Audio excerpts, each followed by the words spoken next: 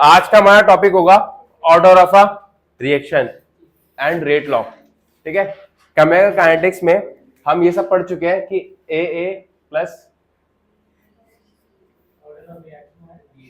इसमें rate of reaction जो है वो अगर मैं इन टर्म्स ऑफ ए लिखूंगा तो उसको क्या लिखूंगा, ये बताएगी मुझे जैस। बताओ।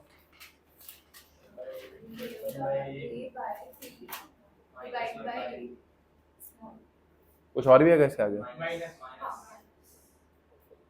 इन टर्म्स ऑफ बी बताओ।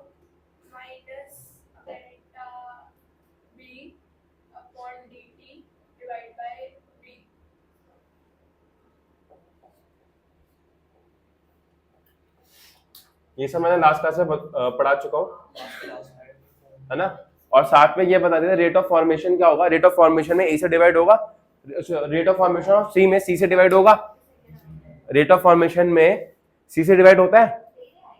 अगर मैं रेट ऑफ फॉर्मेशन सी बात कर रहा हूँ तो क्या होगा, D C by D T, उसमें डिवाइड होगा सी से। Rate of formation of D में, ए में भी डिवाइड नहीं होगा, सिर्फ रेट ऑफ रिएक्शन में डिवाइड होता है। बाकी अगर पूछो कि किस रेट से ए कंज्यूम हो रहा है उसमें डिवाइड नहीं होगा, किस रेट से बी कंज्यूम हो रहा है उसमें भी डिवाइड नहीं होगा, किस रेट से सी बन रहा है उसमें भी क्या हो गया, सिर्फ रेट ऑफ रिएक्शन में डिवाइड होता है। लॉजिक भी बताया है, रब कर दूं। Rate law,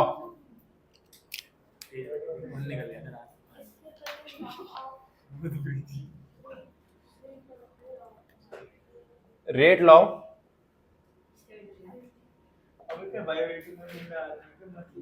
is expression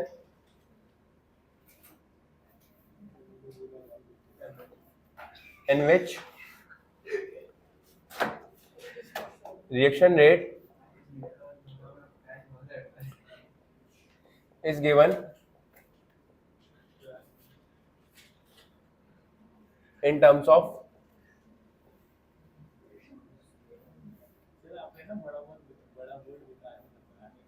molar concentration of reactant with each term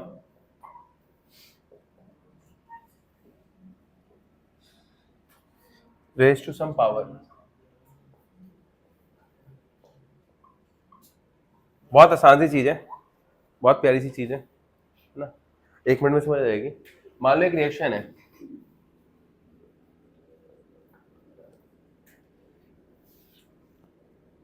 already हम देख चुके हैं, ऑलरेडी हम क्या देख चुके हैं कि जो रेट है, रेट ऑफ रिएक्शन है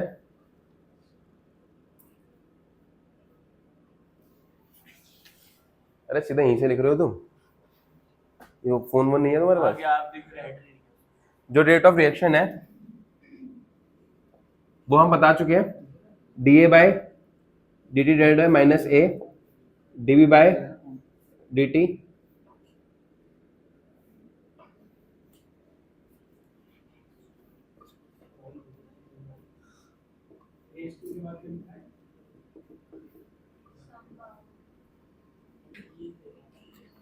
ये मैं ऑलरेडी बता चुका हूं। इसी रेट ऑफ रिएक्शन को ना इनकी कंसंट्रेशन के टर्म्स में लिखा जा सकता है। जैसे मुझे सी और डी,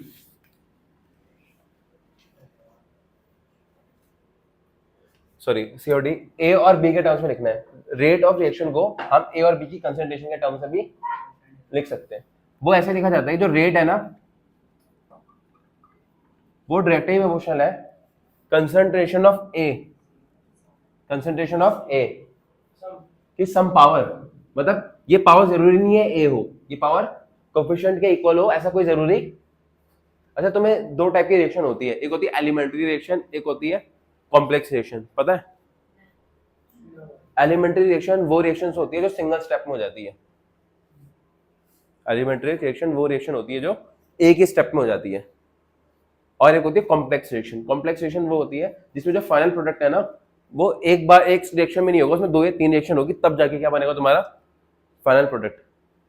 एलिमेंट्री रिएक्शन कौन सी रिएक्शन है जो सिंगल स्टेप में हो जाए, और कॉम्प्लेक्स रिएक्शन कौन सी रिएक्शन है जो एक स्टेप में, किसी को दिक्कत कोई परेशानी?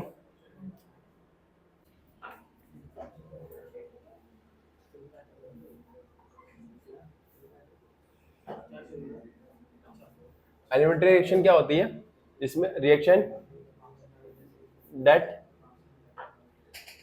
Takes place in one step, मतलब एक ही स्टेप में हो जाए। For example H2 plus I2 मिलके 2HI बना रहे हैं, ये सिंगल स्टेप में हो जाता है। ठीक है, अब कॉम्प्लेक्स रिएक्शन लिख लो। कॉम्प्लेक्स रिएक्शन क्या होती है? कॉम्प्लेक्स रिएक्शन होती है reaction that takes place in multiple reaction, in multiple steps, मतलब इसमें एक से ज्यादा स्टेप्स होते हैं।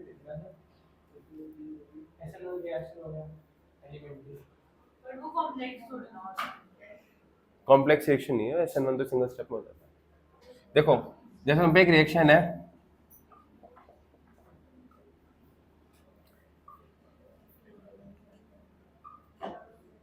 ठीक है, ये रिएक्शन है, ये रिएक्शन एक स्टेप में नहीं होती, इसको करने के 2 स्टेप्स लगते हैं। स्टेप 1 होता है इसमें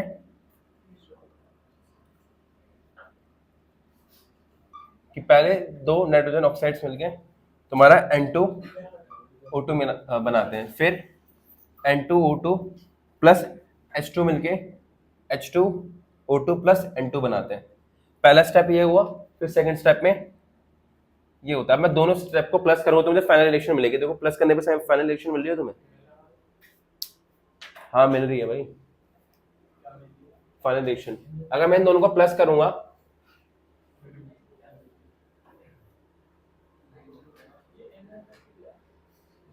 कहाँ गया भाई?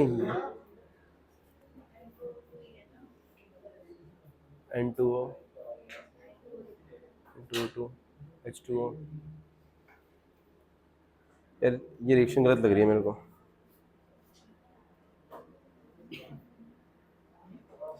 किसी के पास NCERT है? एक बार दिखाना।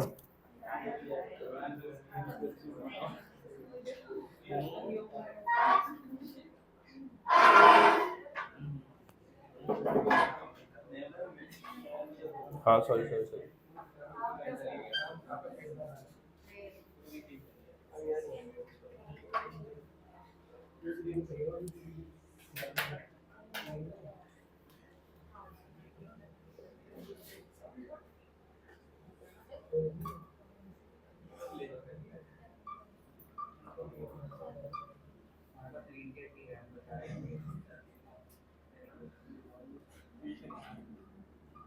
शांत हो जाओ।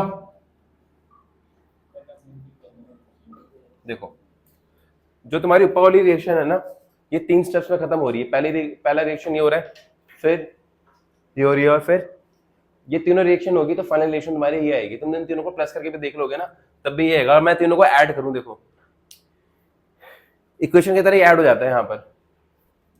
अगर मैं तीनों इक्वेशन को ऐड करूंगा तो तुम्हें दिख रहा है, एक बार ध्यान रखना, इक्वेशन की जो इस साइड होगा, मान लो x यहाँ पर है, x प्लस 2 है और यहाँ पर x प्लस 4 है, तो x कर हाँ x कर जाता है दोनों साइड, पता नहीं बात? वैसे यहाँ पर होगा। हाँ ऊपर की इक्वेशन चेंज करिए। तो अब देखो अगर मैं तीनों को ऐड करूंगा, तीनों इक्वेशंस को, तो दिख रहा है तुम्हें जो रिएक्शन जो उस साइड होगा वो इस साइड वाले से कैंसिल आउट हो जाएगा अगर सेम है। तो यहाँ पर N2O2 और यहाँ पर N2O2 सेम है, दोनों क्या हो जाएंगे? कैंसिल आउट हो जाएंगे। उसके बाद यहाँ पर देखो और क्या क्या सेम है। हाँ क्या तुम्हें समझ नहीं आ रहा? क्या समझ नहीं आता? अरे तीनों रिएक्शन को मैं ऐड कर रहा हूँ भाई, तीनों। चलो तुम लोगों के स्टेप में लिख देता हूँ।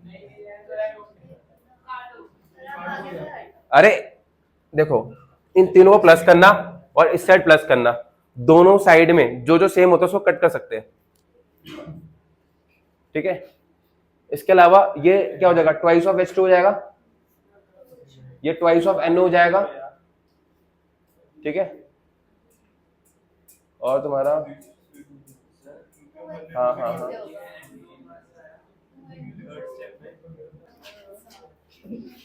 एनसीईआरटी का आसान से एग्जांपल लेते हैं, जैसे twice of H2O2, H2O plus O2 देता है अल्कलीन मीडियम में।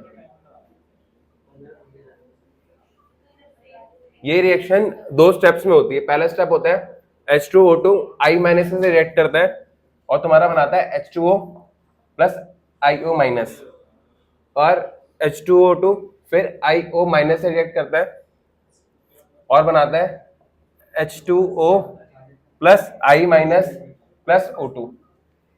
ठीक है, ये दो स्टेप्स में खत्म हुई है रिएक्शन। फाइनल रिएक्शन क्या है? फाइनल रिएक्शन ये है। ये फाइनल रिएक्शन कब आएगी? जब मैं इन दोनों रिएक्शन को क्या करूंगा? ऐड। जब दोनों रिएक्शन को ऐड करूंगा तो दोनों साइड देखो क्या क्या सेम है। यहाँ पर IO माइनस सेम है, यहाँ पर कट जाएगा। यहाँ पर I माइनस सेम है, यहाँ पर I माइनस सेम है, कट जाएगा।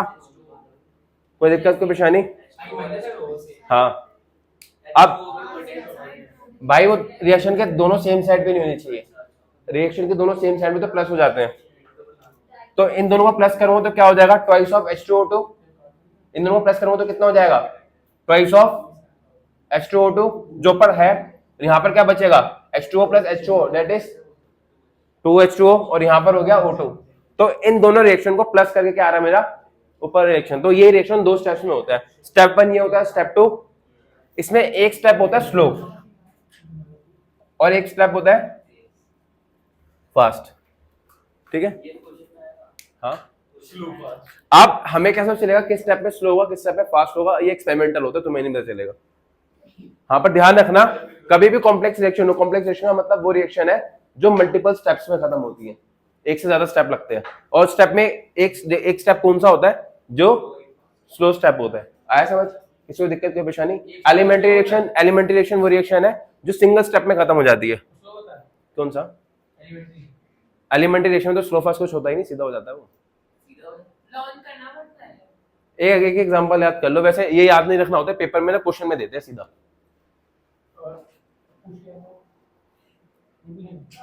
एलिमेंट्री रिएक्शन का एग्जांपल याद रख लो बस, कॉम्प्लेक्स रिएक्शन का नहीं पूछते। आया समझ? आप सुनो, रेट लॉ क्या बोलता है? रेट लॉ ये बोलता है कि जो रेट ऑफ रिएक्शन है ना वो कंसंट्रेशन ऑफ ए पे और कंसंट्रेशन ऑफ बी पे डिपेंड करेगा। कंसंट्रेशन ऑफ ए पे की पावर एक्स पे डिपेंड कर सकता है और कंसंट्रेशन ऑफ बी की वाई पावर पे डिपेंड कर सकता है। ठीक है, हाँ। अरे कोई ना कोई पावर होती है, हो सकता, हाँ। अलग-अलग इनके प्रोडक्ट पे डिपेंड करेगी, इन दोनों के प्रोडक्ट पे डिपेंड करेगी। मतलब डिपेंड तो इस पे भी कर रही है। एग्जांपल समझाऊंगा। रेट क्या है? देखो, रेट क्या है? कंसंट्रेशन ऑफ ए पे डिपेंड कर रहा है और कंसंट्रेशन ऑफ बी पे डिपेंड कर रहा है। अच्छा, जो इसकी पावर है वो स्टोइचियोमेट्रिक कोएफिशिएंट के इक्वल हो ऐसा कोई जरूरी नहीं है, ये कुछ भी पावर हो सकती है। ये पावर कैसे तो चलेगी? ये पावर कभी पता नहीं चलती, ये एक्सपेरिमेंटल होता है।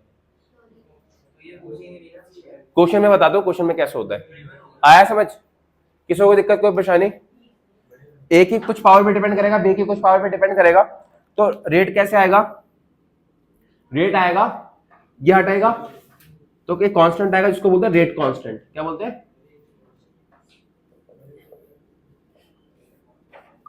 के को क्या बोलते हैं? रेट।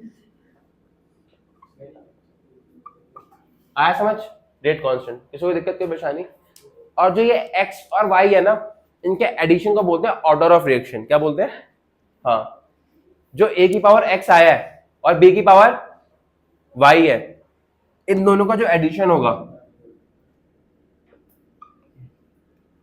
इसको बोलते हैं ऑर्डर ऑफ रिएक्शन। अगर x प्लस वाई की वैल्यू 1 है तो उसको बोलते हैं फर्स्ट ऑर्डर, और x प्लस वाई की वैल्यू 2 है तो उसको बोलते हैं सेकंड ऑर्डर। थर्ड ऑर्डर बोल लो। इसने SN1 किसी ने ऑर्गेनिक केमिस्ट्री में पढ़ा होगा। SN1 उसका नाम है इसलिए क्योंकि फर्स्ट ऑर्डर काइनेटिक्स को फॉलो करता है। SN2 उसका नाम है क्योंकि वो सेकंड ऑर्डर काइनेटिक्स को फॉलो करता है। जिसने नहीं पढ़ा दिमाग मत लगाओ। ये समझ आया कि अगर x प्लस वाई की वैल्यू 1 है तो क्या होगा? First order. x plus y की वैल्यू 2 है तो कितना होगा? और x प्लस वाई की वैल्यू 0 है तो क्या होगा? Zero order reaction. तीन इंपॉर्टेंट है, zero order, first order, second order. Order से बताता हूं ना, ऑर्डर से बताता हूं क्या होगा। रब करूं, रब करूं, रब कर दूं।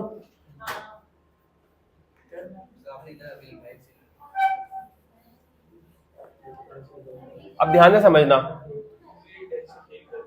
देखो एक बात, रेट कांस्टेंट क्या है उसमें, इक्वेशन में उसका रेट क्या रहेगा हमेशा, मतलब उसकी वैल्यू क्या रहेगी हमेशा कांस्टेंट, क्योंकि वो कांस्टेंट है।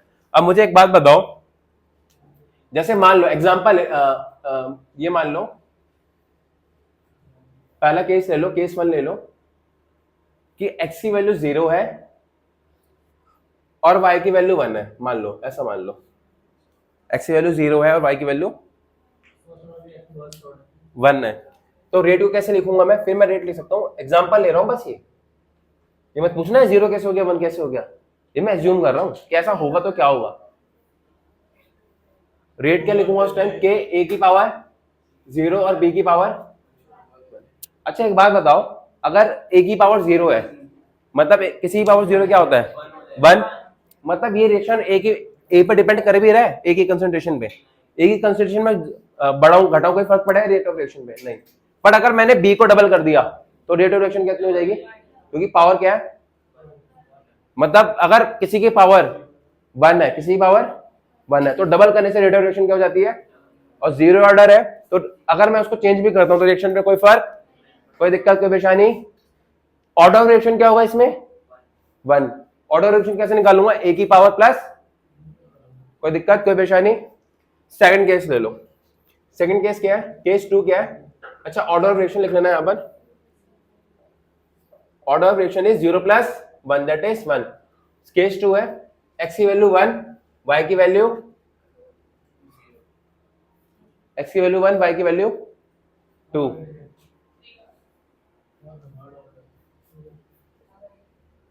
अब रेट क्या होगा इसमें,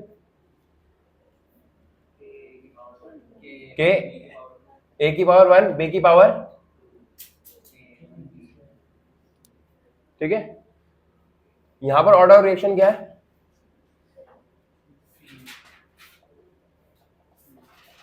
अच्छा अब बताओ मुझे, अगर अगर मैं a को डबल करूंगा तो रेट क्या होगा, और b को डबल करूंगा तो, समझ आ रहा है, b को डबल करूंगा तो क्या आ जाएगा, और मान लो इसकी पावर 3 है तो डबल करने पे कितना हो जाएगा वो 8 टाइम्स, 8 टाइम्स पावर 3 कर दूं, अगर मैं इसकी पावर 3 कर दूंगा, समझ आ रहा है कैसे, देखो अगर मैं इसको डबल करूंगा 2 तो इसका अगर मैं 2b कर दूंगा, इसके ऊपर पावर क्या है, ये पता है ना बेटा कि a की पावर a और b की पावर n हो तो a n और b n से ओपन हो जाता है, पता है ना, ठीक है, आगे समझ, 2 का स्क्वायर कितना होता है 4, आया समझ। तो ध्यान रखना, मैं रटवा देता हूं, ये दिमाग लगा लो, 0 ऑर्डर रिएक्शन में अगर किसी की पावर 0 पे डिपेंड कर रहा है तो उसकी कंसंट्रेशन चेंज करने से कोई फर्क नहीं पड़ता है। फर्स्ट ऑर्डर पे करा तो डबल करने से डबल हो जाएगा, ट्रिपल करने से ट्रिपल हो जाएगा। सेकंड ऑर्डर है तो पावर पे जाएगा, मतलब अगर डबल करोगे तो 4 टाइम्स हो जाएगा, ट्रिपल करोगे तो 9 टाइम्स हो जाएगा। अरे 3 की पावर क्या होती है, पावर करो करो बस, अगर 2 पे डिपेंड कर रहा है तो डबल करोगे तो 2 आएगा, 2 की पावर 2 कितना होता है 4, तो 4 टाइम्स हो जाएगा, ट्रिपल करोगे 3 की पावर 2 कितना होता है, आया समझ। और अगर पावर 2 है, अगर पावर 2 है, सॉरी पावर 2 तो बता दी ना मैंने, पावर 3 है तो क्या होगा, अगर 2 करोगे तो 2 की पावर 3 कितना हो जाएगा 8 टाइम्स, आगे समझ। वैसे ही 0 1 2 में चलता है, 0 में कोई चेंज नहीं, 1 में डबल करोगे तो डबल, ट्रिपल करोगे तो ट्रिपल, और 2 पे सीधा उसकी पावर कर दो, डबल करोगे तो 4 टाइम्स, ट्रिपल करोगे तो 9 टाइम्स, आगे समझ, कोई दिक्कत कोई परेशानी। भाई वो पावर 3 पे था, पावर 2 की बात कर रहा हूं मैं, आया समझ, कोई दिक्कत कोई परेशानी। Rate of reaction, rate of, ध्यान रखना एलिमेंट्री रिएक्शन में तो कोई दिक्कत नहीं होती, वो सिंगल स्टेप में खत्म होती है। कॉम्प्लेक्स रिएक्शन में rate of reaction slow step से डिसाइड होता है, ठीक है। एग्जांपल देता हूं एक, आप किसी का कोई क्वेश्चन है कि स्लो स्टेप से ही क्यों होता है? मान लो एक टास्क है, कोई टास्क है ना, कोई टास्क है जो दो बंदे मिलकर खत्म करने वाले हैं, है ना, ठीक है।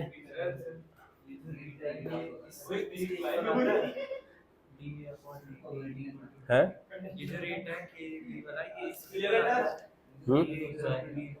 हाँ ये इसके इक्वल भी है। हाँ हाँ उठा लो उठा लो। आ गया समझ? कोई दिक्कत कोई परेशानी? इससे क्वेश्चन बहुत आसान होते हैं। कराऊं? पहले तो कराऊंगा ऐसे ही जैसे जेई में करते हैं, एक स्टेप में खत्म हो जाता है। फिर कराऊंगा सीबीएसई में जिसमें 10 मिनट लगते हैं। कॉम्प्लेक्स रिएक्शन में रेट ऑफ रिएक्शन किससे डिसाइड होती है? स्लो स्टेप से। इसमें एग्जांपल भी दे रहा था, मान लो एक काम है जिसको दो बंदे मिलकर खत्म करने वाले हैं, एक बहुत स्लो एक बहुत फास्ट है, तो अल्टीमेट अल्टीमेट अल्टीमेट जो तुम्हारा वर्क है ना, अल्टीमेट जो तुम्हारा वर्क है वो कितनी देर में खत्म होगा, किस पर डिपेंड करेगा? स्लो वाले पे या फास्ट वाले पे? स्लो वाले पे। स्लो स्लो की स्पीड जैसी नहीं, फास्ट वाला ज्यादा बड़ा फैक्टर नहीं है ना।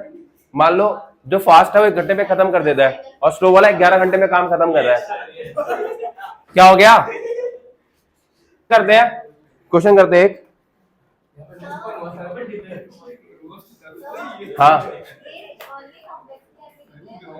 ये दोनों के एप्लीकेबल है। क्वेश्चन से समझाता हूँ, रैप कर दो ये वाला पार्ट। ये समझ आ गया कि डबल करूंगा तो डबल हो जाएगा, अगर 1 ऑर्डर है, 0 ऑर्डर में कुछ नहीं होगा, सेकंड ऑर्डर में 4 टाइम्स हो जाएगा।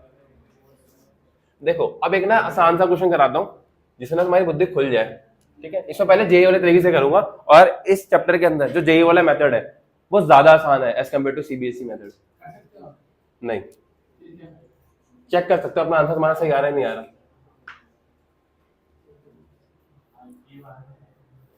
देखो 4 एक्सपेरिमेंट कंडक्ट होते हैं, 4 एक्सपेरिमेंट कंडक्ट होते हैं एक रिएक्शन के लिए जिसमें A+2B gives us C। Order of a reaction is an experimental value. कैसी वैल्यू है? इसके बाद एक टर्म और पढ़ाऊंगा, मॉलिक्युलैरिटी। मॉलिक्युलैरिटी थ्योरेटिकल वैल्यू होती है। देखो एक रिएक्शन है,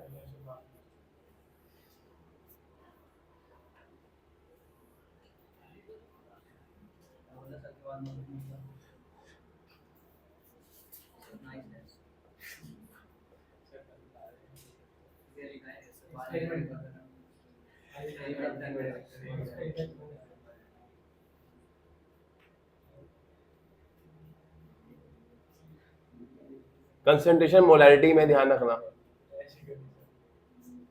और ये रेट ऑफ रिएक्शन है, इनिशियल रेट ऑफ रिएक्शन।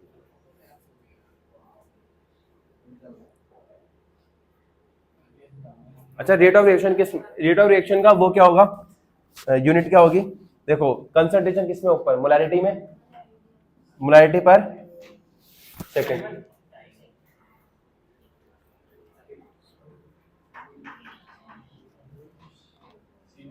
ठीक है, तुम्हें यहाँ पर ये दे रखा है, पहले मैं एक्सपेरिमेंट कंडक्ट करता हूँ जहां पर ए की वैल्यू दे रखी है 0.2, बी की वैल्यू दे रखी है 0.3, तो रेट ऑफ रिएक्शन आता है 4.2 इंटू 10 की पावर -2। सेकंड एक्सपेरिमेंट में मैं इसकी वैल्यू कम करके 0.1 कर देता हूँ, इसकी वैल्यू भी 0.1 कर देता हूँ, और वैल्यू आती है 6.0 इंटू 10 की पावर -3। थर्ड लेता हूँ, इसकी वैल्यू 0.4 ले ली, इसकी वैल्यू 0.3 ले लिया, ये आ गया 1.68 इंटू 10 की पावर। फोर्थ है 0.1, 0.4, 1 2 3 4 एक्सपेरिमेंट्स है कि ए बी सी की मैं बार बार अलग अलग कंसंट्रेशन ले रहा हूँ और हर बार मैं देख रहा हूँ कि किस रेट से रिएक्शन हो रही है। इसमें हमें 3 चीजें बतानी होती है। फर्स्ट है ऑर्डर ऑफ रिएक्शन, इसमें हमें बताना है फर्स्ट पार्ट है order of reaction with respect to, मैं बता तो रहा हूँ भाई, रुक तो जा 2 मिनट। रेट लॉ बताना है and overall order of reaction बताना है।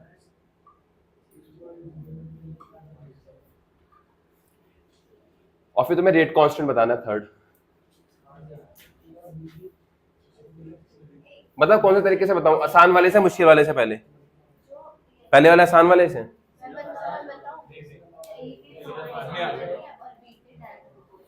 हाँ भैया, किसी ने स्कूल में करे वाले क्वेश्चन?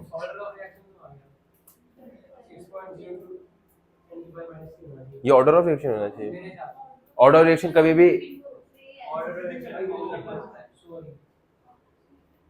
देखो, मुझे मुझे ये पता होना चाहिए कि जो रेट है वो ऐसे होगा, रेट ऑफ रिएक्शन के ए की सम पावर एक्स, बी की सम पावर वाई। मुझे पहले जो ए की पावर एक्स है, जो ए की पावर एक्स है वो ऑर्डर ऑफ रिएक्शन है विद रिस्पेक्ट टू ए। जो बी की पावर वाई है वो ऑर्डर ऑफ रिएक्शन है विद रिस्पेक्ट टू बी। और जो एक्स प्लस वाई है वो ओवरऑल ऑर्डर ऑफ रिएक्शन है। आया समझ? सिर्फ एक्स के ए के रिस्पेक्ट में देखूंगा तो एक्स क्या है? Order of reaction with respect to A. अगर सिर्फ वाई के बी के रिस्पेक्ट में देखूंगा तो y is the order of reaction with respect to B. पर ओवरऑल ऑर्डर देखूंगा तो क्या होगा? X plus. अब मुझे कैसे चलेगा कि एक्स और वाई क्या होगा इस एक्सपेरिमेंट से? देखो, सबसे पहले मैं दिमाग लगाऊंगा, मुझे दो ऐसे एक्सपेरिमेंट्स पकड़ने हैं जहां पर दो की वैल्यू या तो ए की वैल्यू सेम हो या बी की वैल्यू सेम हो। सबसे पहले मैं करता हूं, मैं ये देख लेता हूं कि ए की वैल्यू फर्स्ट और थर्ड पकड़ता हूं। फर्स्ट और थर्ड पकड़ा मैंने, तो इसमें बी की वैल्यू सेम है। अच्छा, बी की वैल्यू सेम रखते हैं मुझे क्या फायदा मिला? इसका ये फायदा मिला कि बी की वैल्यू सेम है तो दोनों एक्सपेरिमेंट्स में अगर रेट ऑफ रिएक्शन में कोई डिफरेंस आया है तो किसकी वजह से आया होगा? ए की वजह से, है ना? क्योंकि दोनों में बी की वैल्यू तो क्या रखी गई है? सेम रखी गई है, तो बी की वजह से कोई चेंज आया नहीं होगा, है ना? अब तुम देखो कि ए के अंदर कितना चेंज करा है यहां से यहां ले जाते हुए। मतलब मैंने कंसंट्रेशन क्या कर दिया? डबल कर दिया। कंसंट्रेशन डबल करने पे मेरा रेट ऑफ रिएक्शन कहां पहुंच जा रहा है? देखो, इन दोनों को डिवाइड करके देखो, 1.68 4.2 into 10 की पावर -2 डिवाइड करो जरा, कितना टाइम्स हो गया? देखो ये कितना आ गया, ये -2 -1 + 2। नोट्स नहीं खोलूं? हाँ, नोट्स क्या खोला था उसके ग्रुप में भेज। रुक जाओ, देख लेना क्या खोला हुआ है। हाँ, तो ग्रुप में क्या भेज रहे हो? ग्रुप में भेजिए। क्या हो गया भाई, कह रहा हूं। हाँ हाँ हाँ भैया, असिस्टेंट प्रिंट डेट कैसे आया? देखो देखो, तुम लोगों को पता है, बुद्धि नहीं चलती। -2 पर गया, -1 + 2 और 10 मल्टीप्लाई बाय 1.68 से पॉइंट इधर खिसक जाएगा, ठीक है? ये कितना आएगा?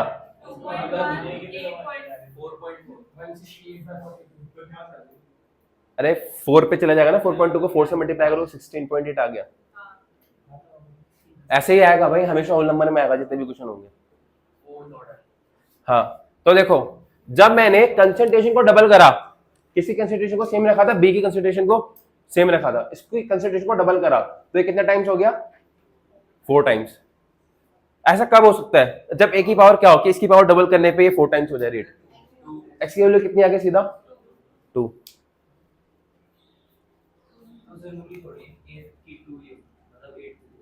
अबे क्वेश्चन में दे रखा है, क्या जरूरी नहीं है? देखो बाद में यहाँ देख नहीं रखा 0.2 से 0.4 जा रहा हूं मैं। ये नहीं समझ आया? A2 कैसे आया? एक्स कैसे 2 आया? हाँ देखो, किस किस को समझ नहीं आया एक बार बताओ मुझे। हाँ बिल्कुल ध्यान से देखना। हाँ उठाओ, जबरदस्ती बाने का हाथ खड़ा करवा दो तुम। अरे भैया देखो, ए की किस पावर पे डिपेंड कर रहा है? एक्स पे। बी की किस पावर पे कर रहा है? वाई पे। मैं क्या कर रहा हूं? मैं दो एक्सपेरिमेंट पकड़ रहा हूँ, 1 and 3। 1 and 3 पे, अबे तो कोई भी दो पकड़ लो भाई, जिसमें ए या बी दोनों में से किसी दोनों एक्सपेरिमेंट में सेम होना चाहिए। पहले एक्सपेरिमेंट में क्या रख रहा हूँ? बी को सेम रख रहा हूँ। अच्छा, बी को सेम रखा, एक्सपेरिमेंट 1 करा गया, एक्सपेरिमेंट 3 करा गया। बी की वैल्यू क्या है? सेम। अगर बी की वैल्यू सेम रख दी ना, उसको डबल करा, कुछ भी चेंज नहीं करा, तो रेट ऑफ रिएक्शन में चेंज आया होगा, तो उसमें बी का कोई हाथ नहीं होगा। जो हाथ होगा किसका होगा? ए का होगा। मैंने देखा ए को क्या करा मैंने? डबल। जब मैंने ए को डबल करा तो रिएक्शन कितनी हो गई मेरी? रेट ऑफ रिएक्शन कितनी हो गई? 4 टाइम्स। और ऐसा कब होता है? जब ए की पावर क्या हो? 2। क्योंकि अगर मैं ए की पावर 2 होगी और मैं ए को डबल करूंगा तो रेट ऑफ रिएक्शन कितनी हो जाएगी? 4 टाइम्स। आया समझ? नहीं आया, नहीं आया, नहीं आया, नहीं आया, नहीं आया, नहीं आया, नहीं आया। आ गया, आ गया, आ गया, आ गया। नहीं आया, नहीं आया। देख बेटा, ध्यान से देख। अरे भैया दोबारा देख लो, तुम देख लो। देखो हाँ, यहां से इधर ले गया, डबल करा, यहां रेट ऑफ रिएक्शन डबल करने पे कितना हो गया ये 4 टाइम्स। ऐसा कब होगा? जब पावर क्या होगी 2, जब तो होगा 2 टाइम्स करूंगा तो 4 टाइम्स हो जाएगा। आ गया समझ? किसी को दिक्कत कोई परेशानी? अच्छा, अब मैं जरा एक बार उसके रिस्पेक्ट में देखता हूं। किसके रिस्पेक्ट में? एक एक्स की वैल्यू तो देख ली, वाई की वैल्यू कैसे देखूंगा? वाई की वैल्यू कैसे देखूंगा? देखो वाई की वैल्यू कैसे देखूंगा? वाई की वैल्यू कैसे देखूंगा? इस बार मुझे वाई देखना है तो मुझे ए की वैल्यू को क्या रखना पड़ेगा? कांस्टेंट। देखो ए की वैल्यू कहां पर कांस्टेंट है? 2 और 4 ले लेता हूं मैं, सॉरी हाँ 2 और 4 ले लेता हूं। इसमें ए की वैल्यू क्या है? सेम। इस बार बी को चेंज कर रहा हूं मैं, बी को चेंज करके कितना कर दिया मैंने? 4 टाइम्स। देखो रेट ऑफ रिएक्शन कितना हो गया? यहाँ पर 2.4 करके कुछ लिखा नहीं है क्या मैंने?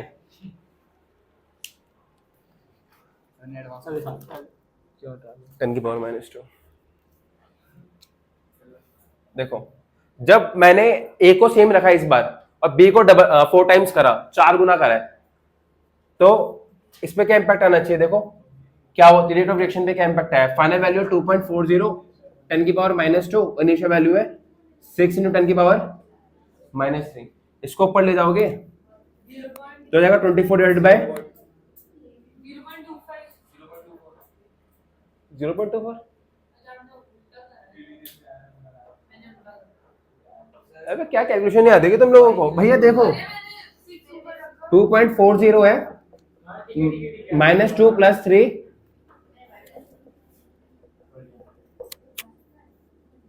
2.4 मल्टीप्लाई बाय 10 कितना हो गया? 24 डिवाइडेड बाय 6 कितना हो गया ये? मतलब अगर मैं इसको 4 टाइम्स कर रहा हूं तो रिएक्शन में कितनी हो रही है? ये कब होता है? जब पावर कितनी हो 1। जब डबल करूंगा तो डबल हो जाएगी, ट्रिपल करूंगा तो ट्रिपल हो जाएगी, 4 टाइम्स करूंगा तो मतलब ए को सेम रख के बी को मैं 4 टाइम्स करता हूं, रेट ऑफ रिएक्शन भी कितनी हो रही है? 4 टाइम्स। तो वाई की वैल्यू कितनी होनी चाहिए? 1। आया समझ? तो रेट ऑफ इक्वेशन क्या हो जाएगी? वो जाएगा के ए की पावर 2 बी की पावर 1, ए की पावर 2 बी की पावर। तो पहले क्वेश्चन का answer order of reaction respect to A क्या होगा? 2, और overall order of reaction 3। Rate law मैंने लिख दिया कि ए की पावर 2 बी की पावर। अब आखिरी में नहीं रेट लॉ ये रहा, आखिरी में रेट कांस्टेंट क्या है? Rate constant. अब तुम्हें सब कुछ पता है, रेट कांस्टेंट आराम से निकाल लोगे, अगली क्लास में करा दूंगा बाकी, ठीक है? रेट